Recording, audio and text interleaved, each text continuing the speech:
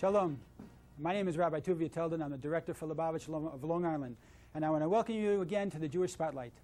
We're about to approach one of the most exciting holidays of the Jewish year, a holiday that everybody sympathizes with and everybody observes, because everybody knows that Chanukah is something that every Jewish person wants to be part of. It's lichtig, it brings light into our house, it brings light into our lives, and something, of course, that the kids love because they get lots of gifts and everybody's really into the Chanukah mood. Well, we were thinking about something to do a little bit interesting, a little bit different for our Hanukkah show. And we came up with something that I think will surprise you, that you'll want to be part of and you'll want to learn a little bit about. And that is a very special something about the Hanukkah menorah that perhaps you didn't know before. This, believe it or not, is not a menorah that's made for candles. Even though that you might think you have to buy candles all the time, you have to be prepared. This is a menorah that's made for oil. And for this, we have a very special person from Tzivos Hashem, the international Jewish educational movement, to be able to teach us about what it means to make an olive oil press. I want to introduce Rabbi Albuquerque. How are you, Rabbi Teldin? Nice to be back again. It's good to have you again. Thank you. I want to see what you have here. It looks like we have a whole manufacturing plant. Are we going into business? That's right. We're going into oil processing here. All right. It's going to become a refinery for real pure olive oil, Shemen Zayis Zach, which we're going to now press. Why do you have to have Shemen Zayis Zach? Why does it have to be the purest of the pure? Well, because the menorah is a very, very special instrument. It's actually a very important symbol of the Jewish people, of Judaism. And the menorah was situated in the temple in Jerusalem. Right. And in the temple, there was a menorah shaped very similar to this one, except that it only had 7 arms, and it didn't have a shamash. It was straight across with 7 arms. And it was lit with Shemen Zayit Zach, with pure olive oil, which means the oil that comes from the olive's first pressing.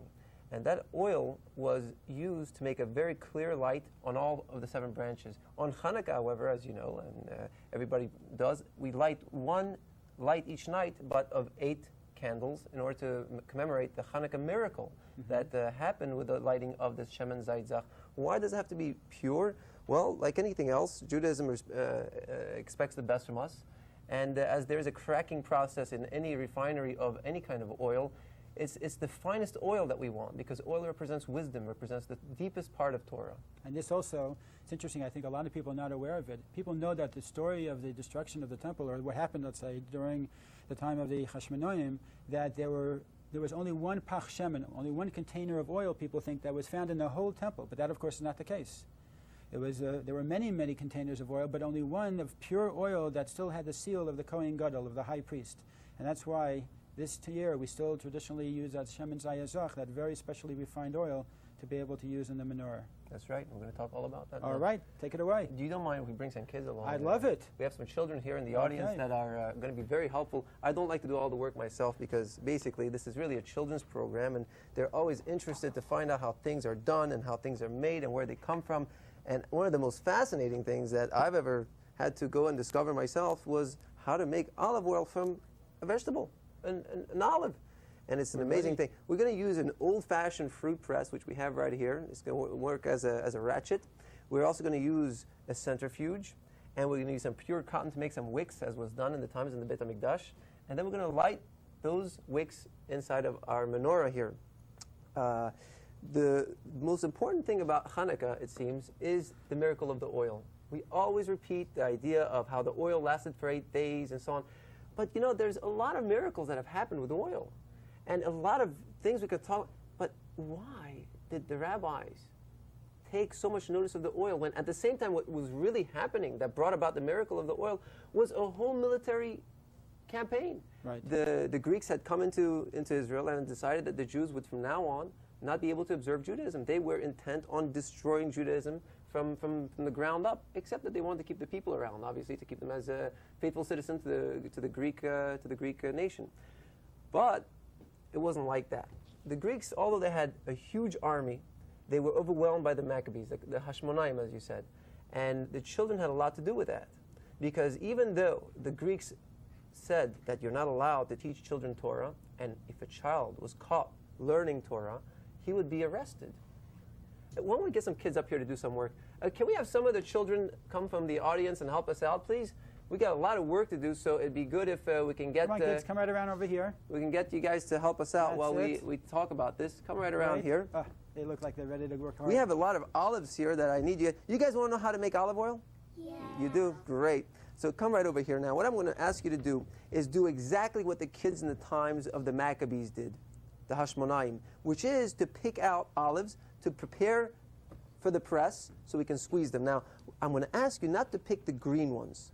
You see, it's very interesting that Chanukah happened at the time of year that it did, because the time of year that Chanukah happens on is a time of year when we pick olives, black olives, especially mission olives, off the trees in order to make them into olive oil. The green olives that most people like to eat, by the way, don't eat these because they're really, really bitter. If you take a bite, even the black ones, they're not going to taste yummy like the ones you get in the can. So only pick out the nice black shriveled ones and put them inside of this basket right here. I'd like to fill up this basket with your help. So everybody start picking some olives out of there, some nice black kids, olives.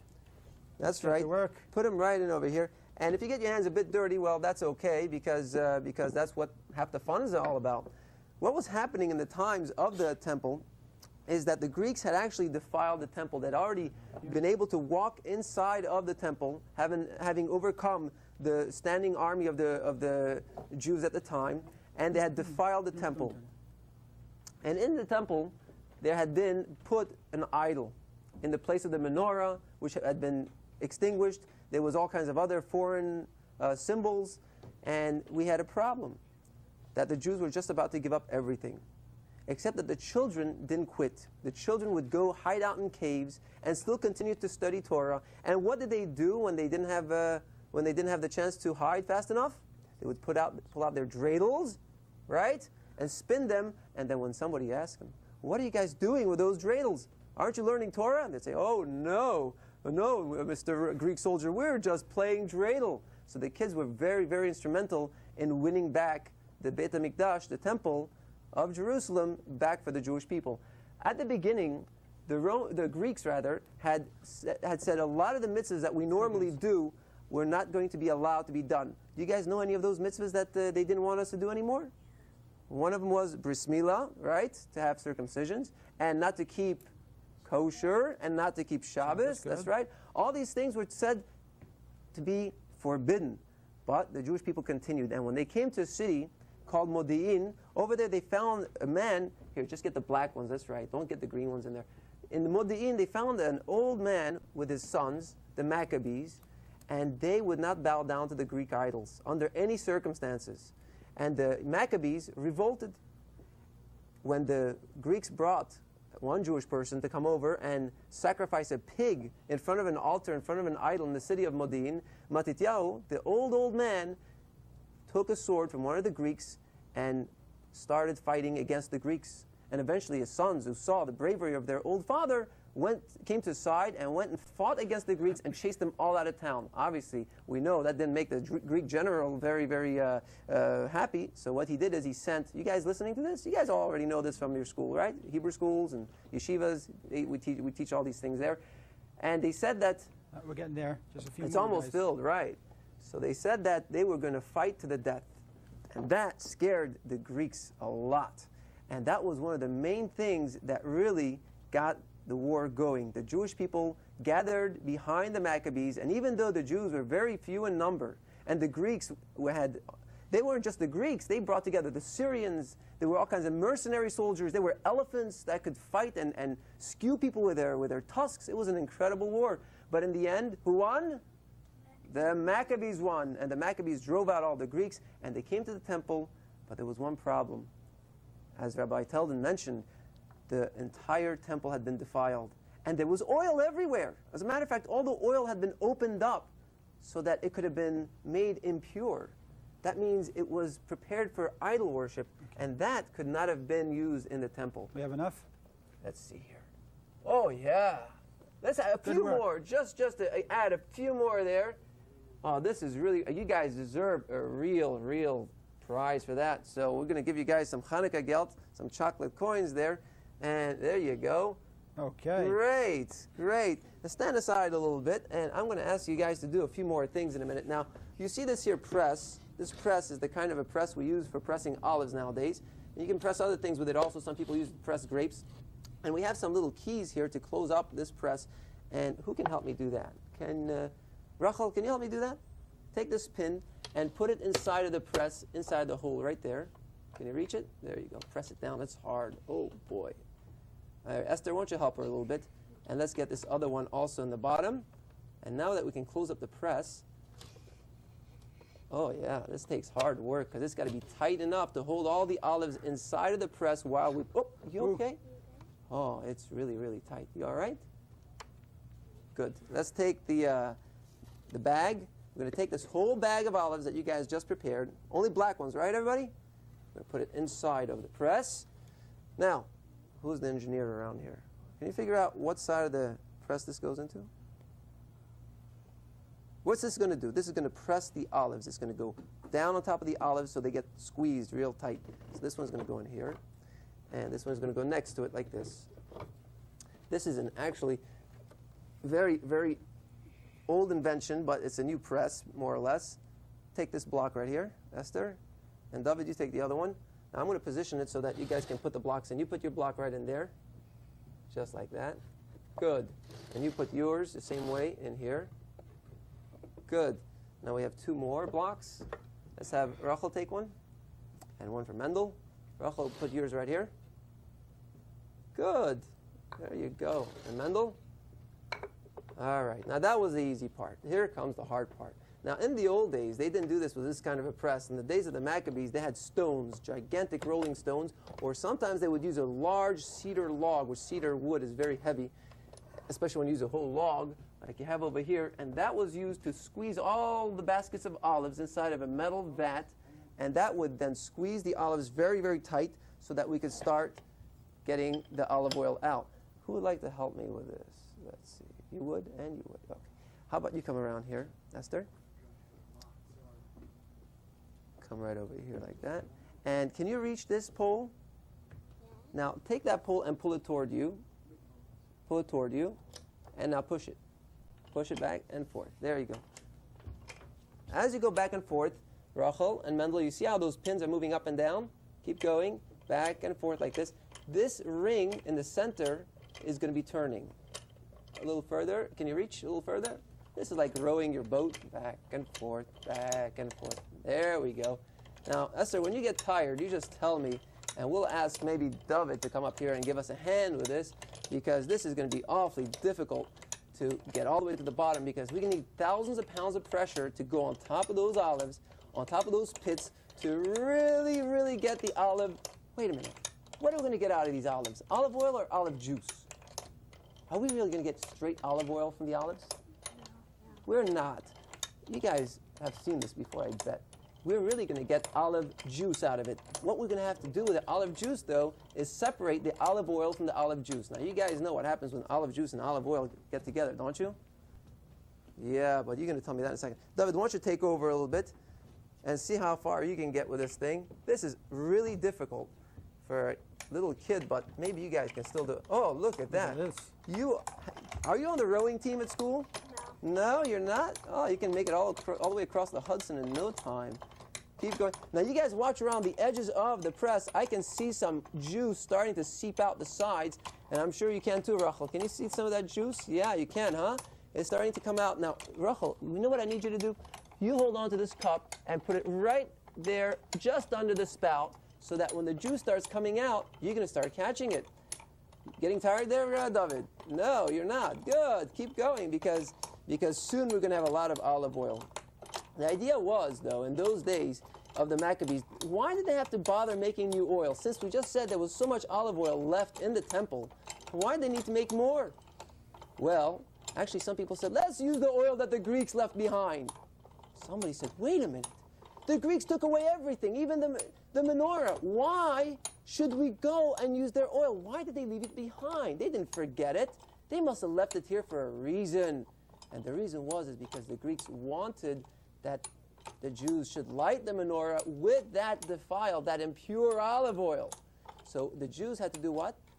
They had to send somebody away, a bunch of people, to go and make new olive oil. And that new olive oil was what they wanted to really use. But in the meantime, what could they do? Could they light the menorah? Nope, they couldn't. So what happened? I tell you what happened. It actually has to do with a kid. He was a Cohen, and he was helping to clean up the temple. Oh, look at all that stuff coming out the sides. It's starting to pour in there. Why didn't anyone tell me? Look at that dripping into the cup. Esther, move to the side a little bit more so everybody can see what's happening there. Can you see that olive oil coming out of there? Olive juice, that is. So they sent some people to a city called Tekoa. David, you getting tired yet? Yeah, you're all red, though. It doesn't bother you, huh? Starting to sweat it up. It's starting to really get... Maybe we should give Mendel a chance. Mendel, you want to take a swing at this thing? Okay. No problem. David, give Mendel a chance to give a couple of swings at this thing. Good job, David. Yeah. Oh, how did you turn that thing? It's so tight already. Go ahead. Give it a shot, Mendel. All the way back and all the way... There you go. Back and forth. Oh, look at that sweat you built up. Huh? I didn't think you were going to do all that today. Oh, arms are hurting and all. Whoa, look at all that stuff coming out of there. Look at that. This thing here works fast. So there was this little boy who was helping to clean up the temple, and he comes up to Yehuda Maccabee, who was there, obviously, overseeing the entire operation of getting the temple back in shape. And guess what? Guess what, Mendel? It's coming out. Can you hear that? It's dripping into the cup. Has to move to the side a little bit more and closer to... There you go. And Rachel, also back up a little bit. There you go. Everybody should be able to see that. You people in the audience should definitely be able to get a good glimpse of some olive oil. Oh, look at that table moving. Rabbi Teldon, thank you so much. You just rescued our entire menorah and contraptions over here.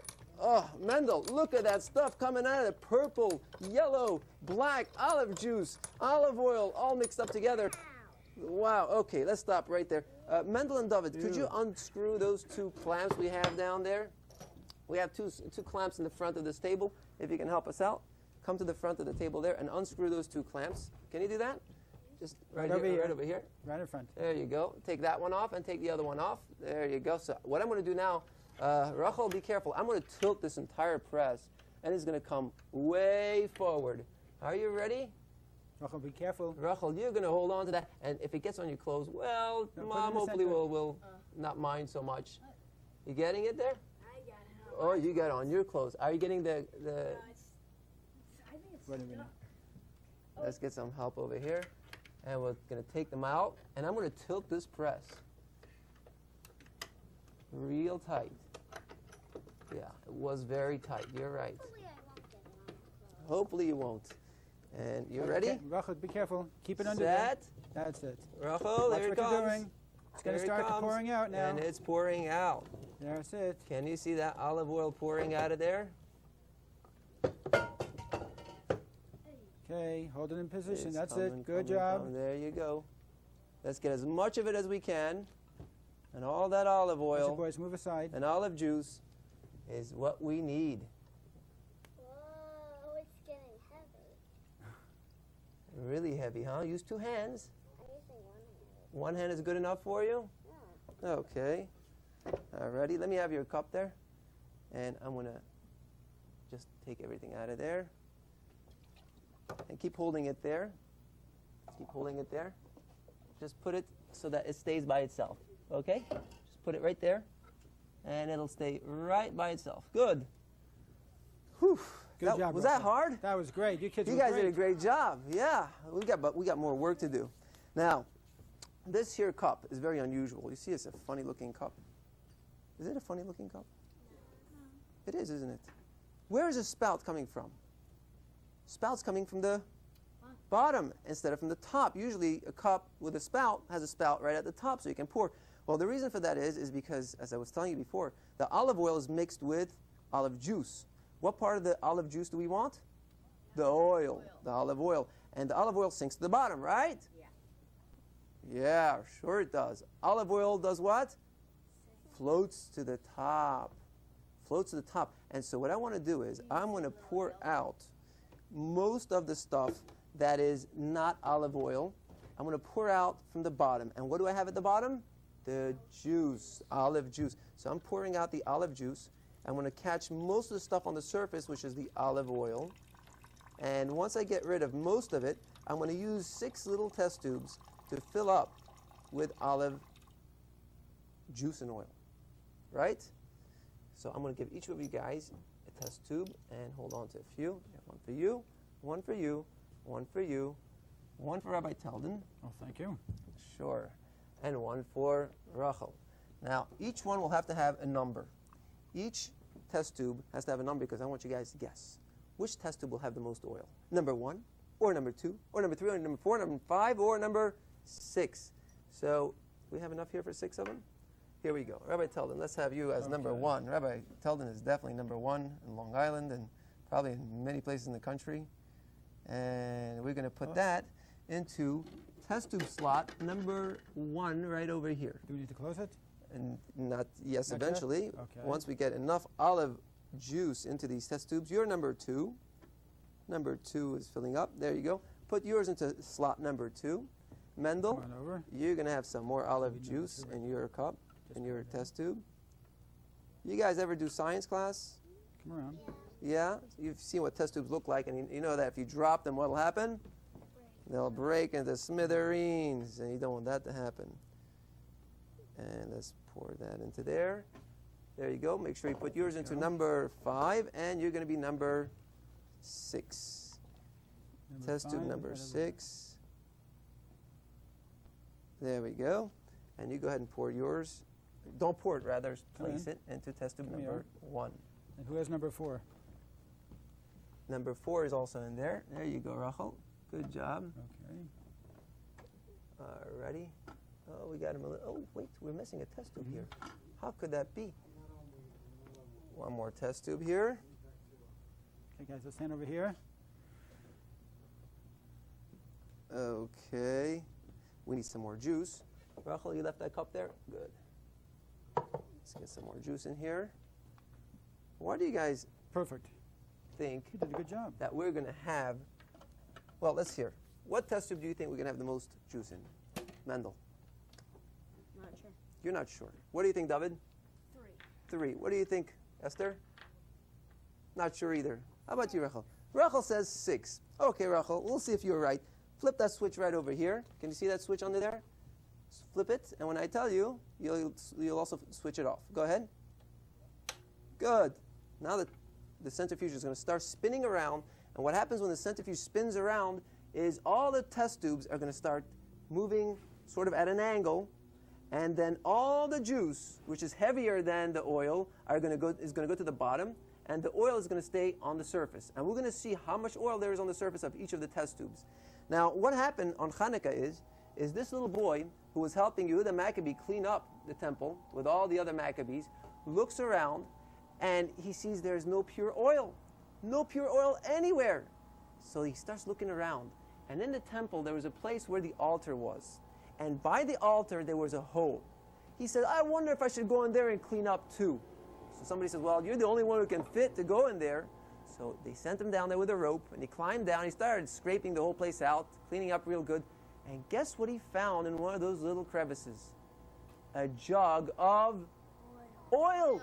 And this jug of oil seemed to be so old, it had a stamp on it from the priest, from the Kohen Gadol. And they took that out. He showed it to Yehuda Maccabee, who was very, very happy to find it, and they lit it on the menorah. That little tiny jug that would only have lasted how long? 1 day. 1 day. But miraculously, it lasted for 8 days. Let's turn that centrifuge off now. Got that switch? It's hard, huh? There we go. And while we wait for the centrifuge to stop, it's going very, very fast. We have to remember what happened.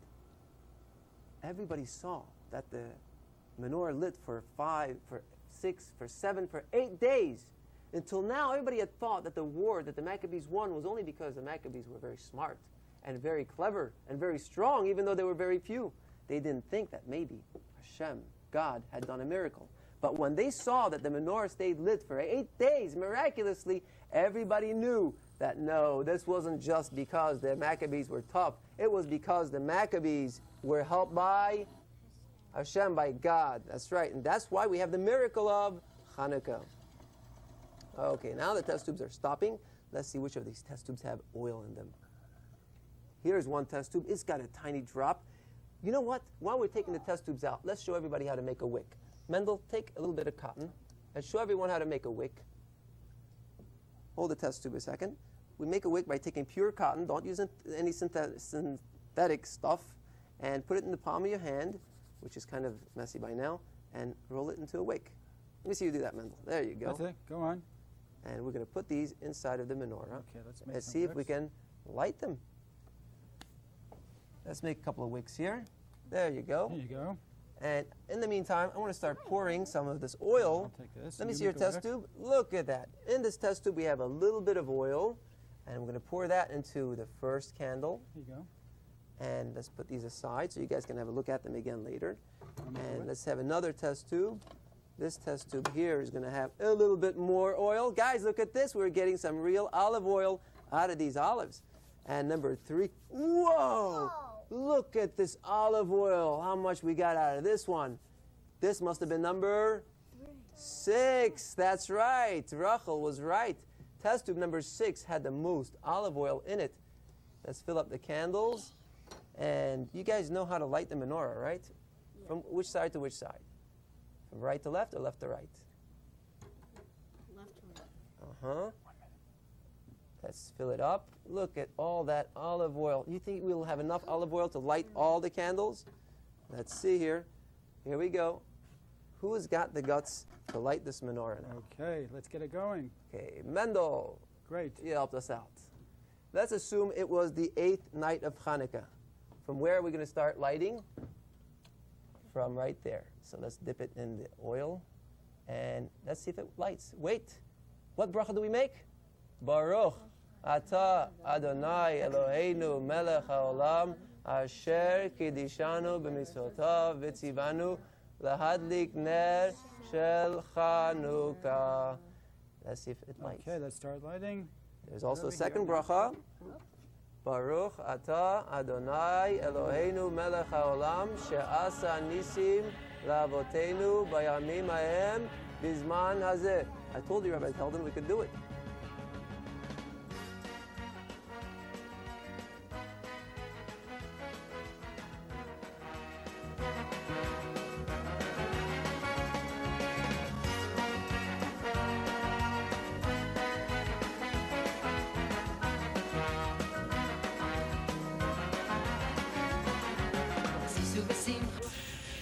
Well, that's our show for tonight. I hope you enjoyed it, and I hope you got something out of it, because I found it very interesting myself. And now for the important part. Everybody out there, go out and do something special for Hanukkah. Take your children into the city. Go to some type of special Jewish place of interest. Come to any of our Chabad activities, any activities in the community. And just in Chabad alone, we have activities in the malls, in the railroad stations. We have it in the public areas. We have Hanukkah mobiles driving all around Nassau and Suffolk. Make sure, though, the most important thing, you take that menorah and every single night around 5 o'clock, light it and say those blessings. Do whatever you can. And if you want to know where our special events are around Long Island, just give us a call or write us a letter. We're at 58 Comac Road, and that's in Comac, New York, 11725, or else just drop us a call at 462-7383. And if you want to know a little bit more about what we're doing around the island, just look us up on the website at chabadli.org, or even call us on the superphone. We're at 76 Super, where you'll be able to find a beautiful, beautiful exhibit of what Lubavitch is doing around Long Island. In the meantime, make sure to take those menorahs, light them, bring light into your life, bring light into your family, bring light into your community, and do your best to make sure that next year we'll be spending Hanukkah in Jerusalem. Shalom, and see you next week, same time, same station on the Jewish Spotlight.